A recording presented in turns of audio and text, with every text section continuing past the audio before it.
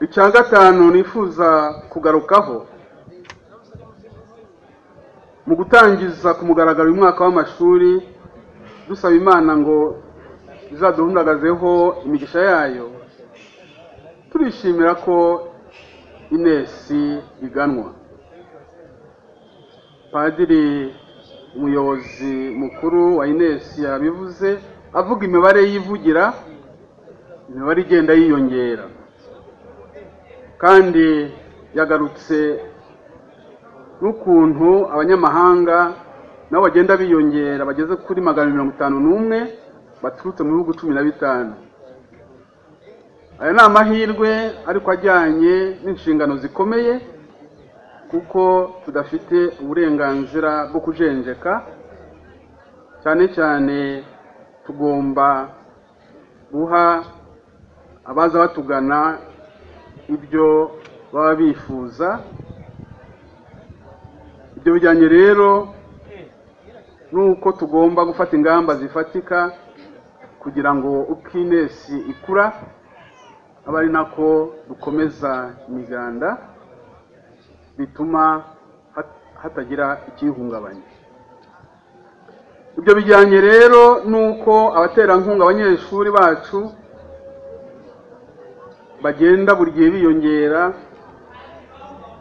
Bavuze amazina yabo dukorana, CYANE International ubu yishyurira abageze kuri 641, Fawe Rwanda irihira 184, New Life irihira 84, Minu Bumwe irihira 63, Direct Aid irihira 58, Minades irihira 41, Maison Shalom irihira 10, n'abandi benshi Padiri mukuru umuyobozi mukuru wa INES yavuze.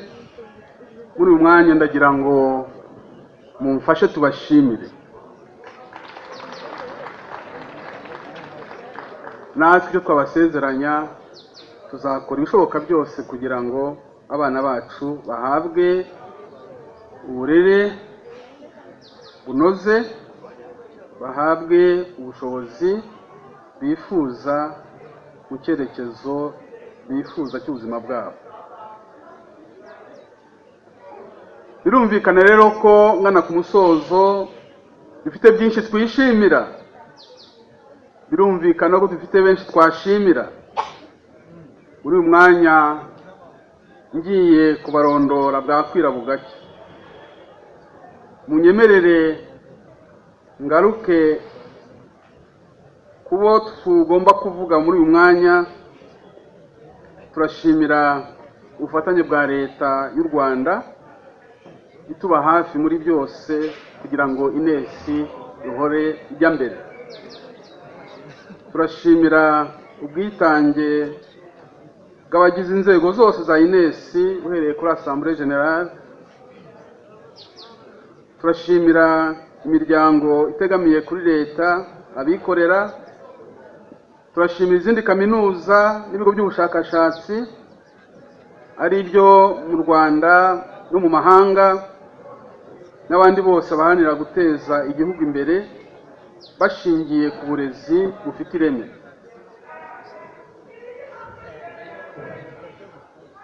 Twageze kuri byinshi, tukaba dufite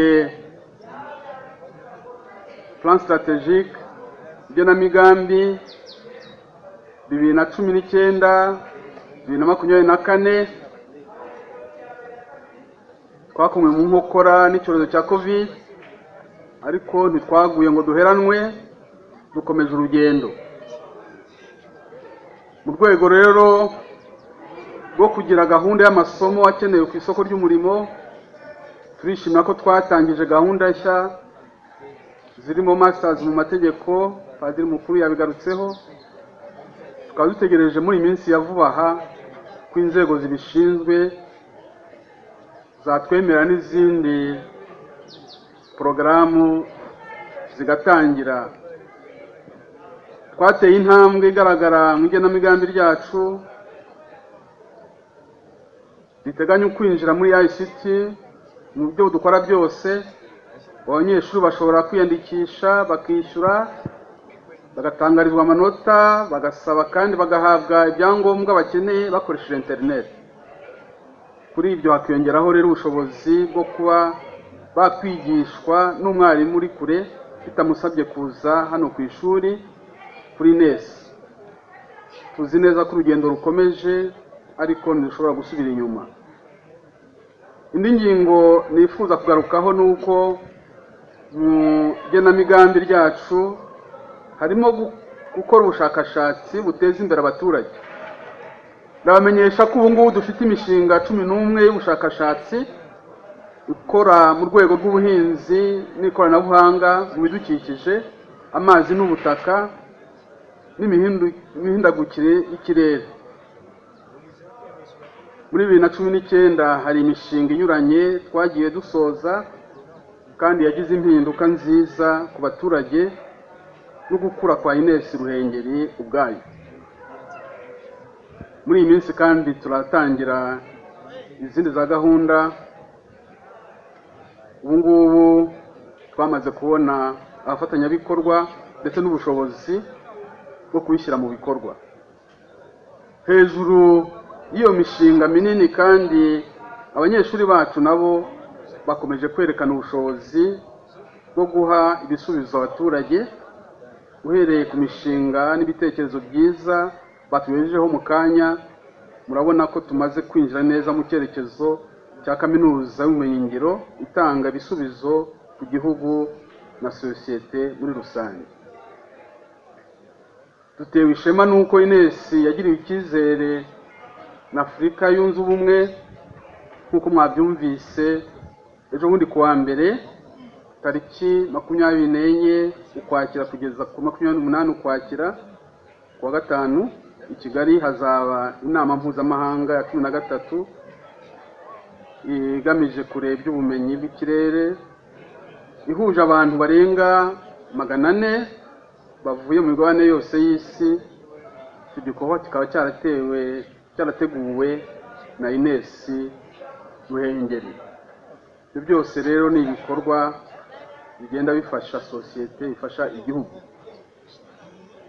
Icyerekezo cyacu rero gishingira byose ku ndangagaciro za gikristo n'iz'igihugu, umuco nyarwanda.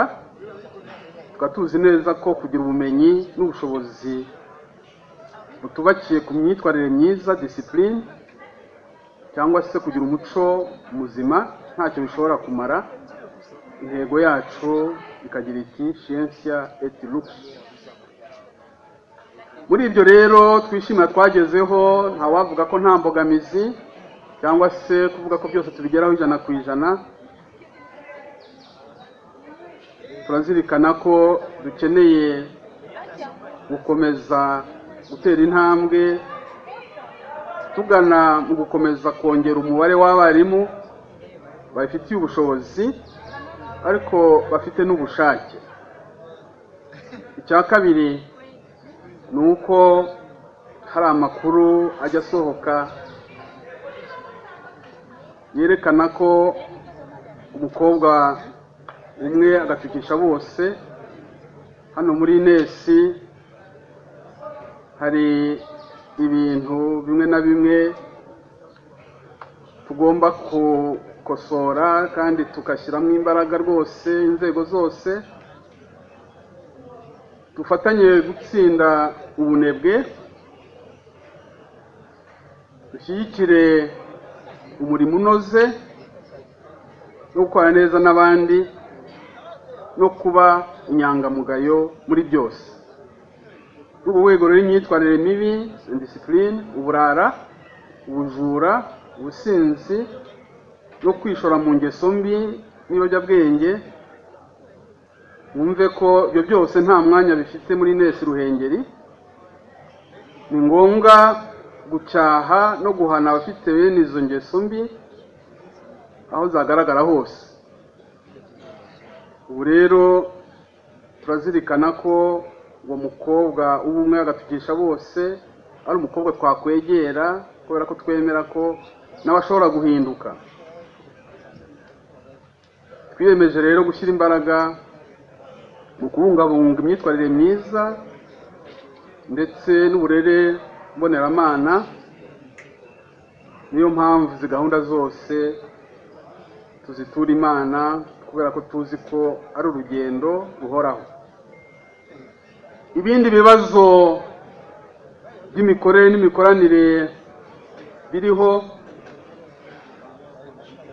turazirikana ko buri munsi tugomba kunoza imikorere n'imikoranire, tugatera intambwe tujya mbere, kuko tuzirikana ko INES imaze gutera intambwe, ifite urwego igezeho.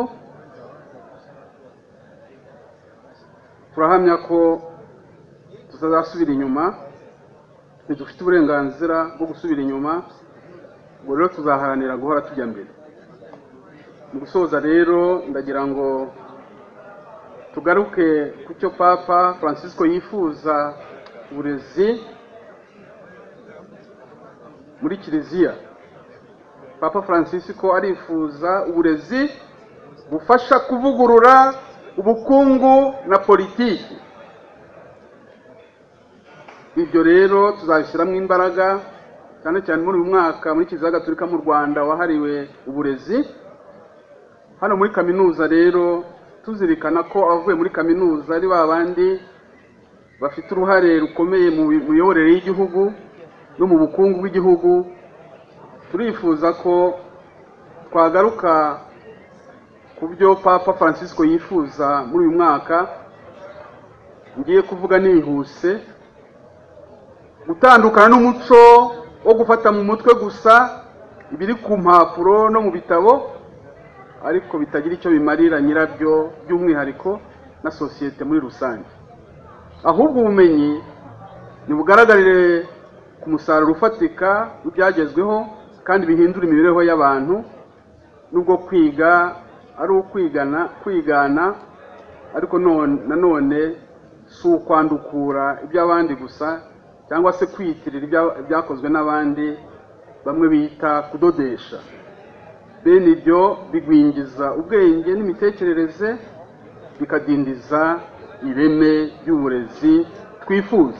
Icya kabiri, kwimakaza uburezi bufasha abantu kubana mu bwubahane no kubana neza mu budasa, haba mu murimo umuntu yahisemo gukora, haba mu bitekerezo byubaka buri wese atanga, haba mu mpano buri wese yifitemo, zihurizwa hamwe n'iz'abandi zikabyara umusaruro uteza imbere igihugu n'isi muri rusange.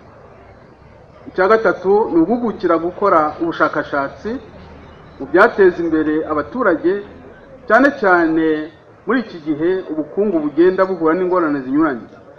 Ibyo bijyana rero no guha imbaraga umuco mwiza wo guhanga udushya n'imirimo myinshi, kimwe no gushyigikira abanyeshuri bagaragaza impano zihariye, kandi inzego zose zibishinzwe zaba iz'ishuri n'iz'abafatanyabikorwa zikabikorera gahunda ifatika. Icya kane ni ukwitoza gukora cyane no kugendera kure ubunebwe, kimwe n'ibikorwa ibyo ari byo byose bijyana no gushaka ubutunzi binyuze mu bujura, ubwambuzi, amahugu, ukwiyandarika, ubushukanyi n'ibindi binyuranye n'indangagaciro za kimuntu n'iza gikristo.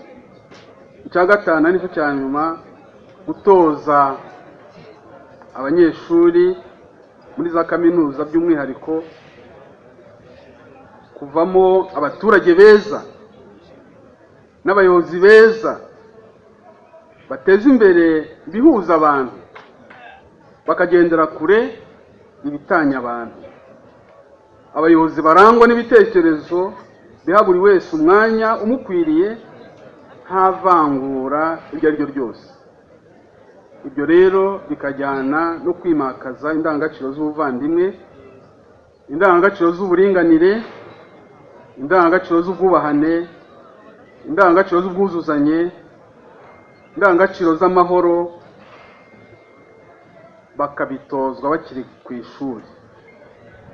nyakubahwa umuyobozi uhagarariye intara y'Amajyaruguru, banyakubahwa mwese muteraniye hano bashyitsi bahire kuri uyu munsi mukuru, ndagira ngo nshimire abanyeshuri, abakozi, abayobozi mu nzego zose za INES uburyo mukomeje kurangwa no gukora neza bitanga umusaruro, uburyo kaminuza yacu igenda irushaho kubaka izina, dukomeze turangwe n'imikorere myiza, imikoranire myiza n'ubufatanye. By'umwihariko kandi twongeye gushimira abanyeshuri bahize abandi mu manota, mu mikino, ubuhanzi n'ubujeni, kandi ngashishikariza abayobozi ba INES gukomera ku muco wo guhemba abahize abandi, bitera ishyaka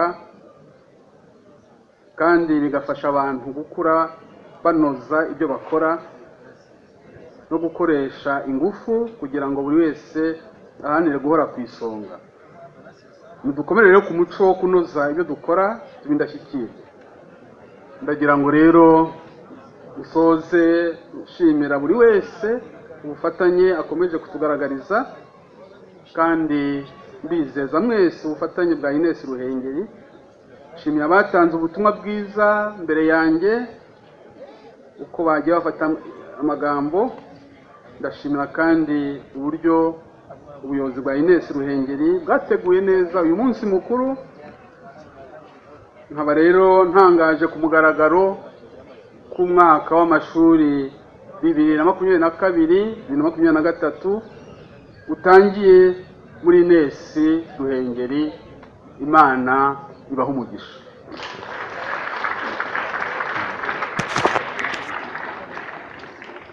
Ndagira ngo twongere dushimire icyubahiro Musenyeri ku butumwa n'inama ndetse n'impanuro atugejejeho, tumuha amashyi n'impundu.